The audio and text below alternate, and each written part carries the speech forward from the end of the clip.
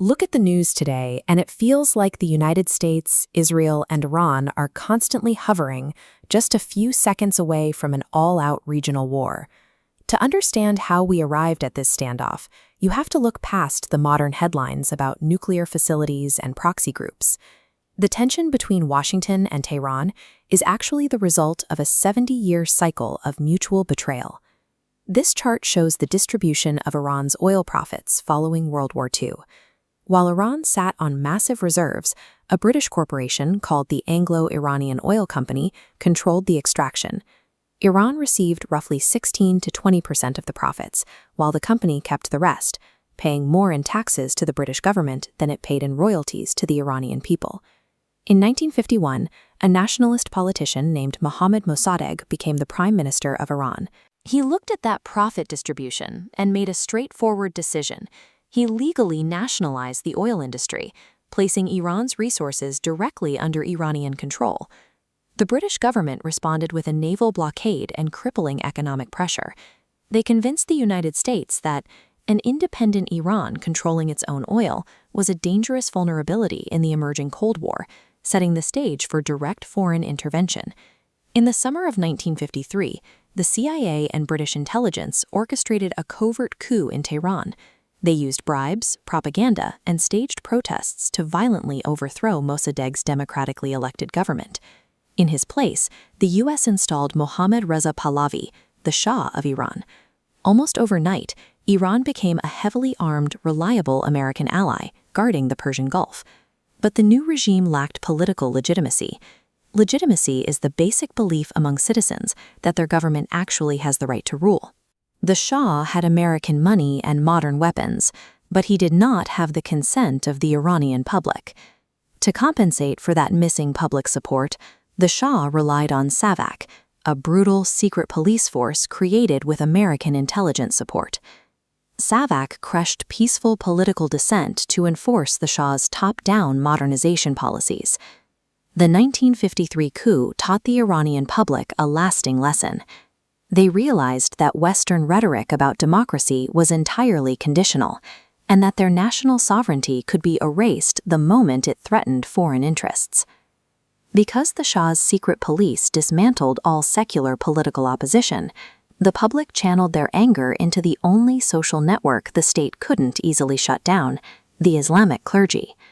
Mosques became the primary hubs for organizing resistance. Ayatollah Ruhollah Khomeini capitalized on this network. From exile, he smuggled cassette tapes containing his sermons into the country, building a massive movement that finally overthrew the Shah in the 1979 Islamic Revolution. The immediate aftermath was chaotic. Moderate politicians tried to form a technocratic government, while radical clerics and armed militias fought to control the streets and dictate the country's future. The hardline clerics won that power struggle by weaponizing the trauma of the 1953 coup. By framing the United States as an existential enemy, they instantly united a fractured society and branded any political moderates who wanted normal relations as weak traitors. This anti-American fervor peaked in November 1979.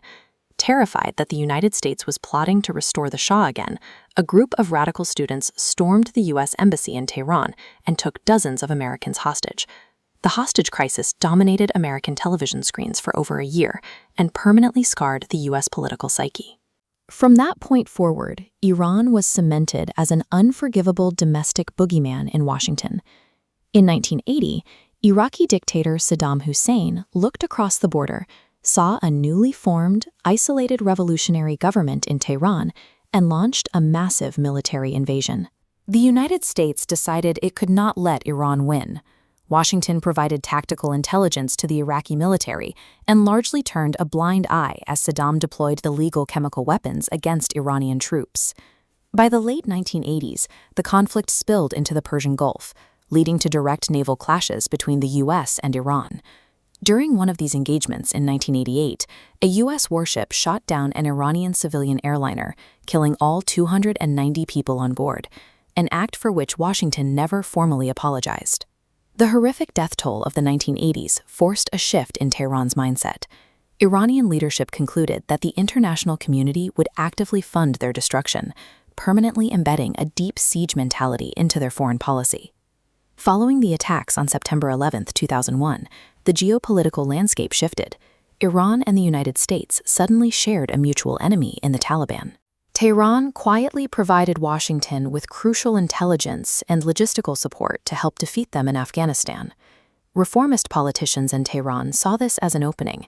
They believed this tangible military cooperation could serve as a bridge to normalize diplomatic relations and end decades of isolation. The American response was the exact opposite.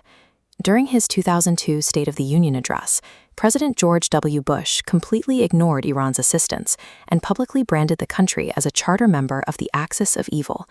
The following year, the U.S. military invaded neighboring Iraq. In a matter of weeks, massive American forces were stationed directly on Iran's eastern and western borders. Tehran analyzed the outcomes. The Taliban and Saddam Hussein lacked weapons of mass destruction, and the U.S. overthrew them both. North Korea possessed a nuclear arsenal, and the U.S. left them alone. Iran concluded that survival required an absolute, terrifying deterrent. To guarantee their sovereignty against forced regime change, Iran accelerated a highly secretive nuclear enrichment program aiming to hold the ultimate trump card. The global community reacted quickly. The United States and Europe imposed a paralyzing network of economic sanctions, cutting Iran off from international banking and devastating the daily lives of its citizens. This graphic represents the 2015 JCPOA. Allies agreed to unlock key economic sanctions, and in exchange, Iran strictly limited its uranium enrichment. But this political commitment lacked congressional ratification, meaning a new U.S. administration could instantly discard the entire agreement. The agreement successfully paused the immediate nuclear threat, but it intentionally bypassed the proxy wars and deep historical animosity driving the region apart. It was a temporary patch on a deeply infected wound. In 2018, Donald Trump unilaterally withdrew the United States from the nuclear deal, despite international monitors consistently confirming Iran was complying with the terms. The U.S. launched a maximum pressure campaign, reimposing crushing sanctions. Washington stopped treating Iran as a nation to negotiate with and began treating it as an entity to be indefinitely contained and punished. With the economic benefits gone, Tehran abandoned appeasement. They restarted their centrifuges, vastly increasing their stockpiles of highly enriched uranium, and adopted an aggressive strategy of regional defiance. The shadow conflict quickly escalated into direct violence.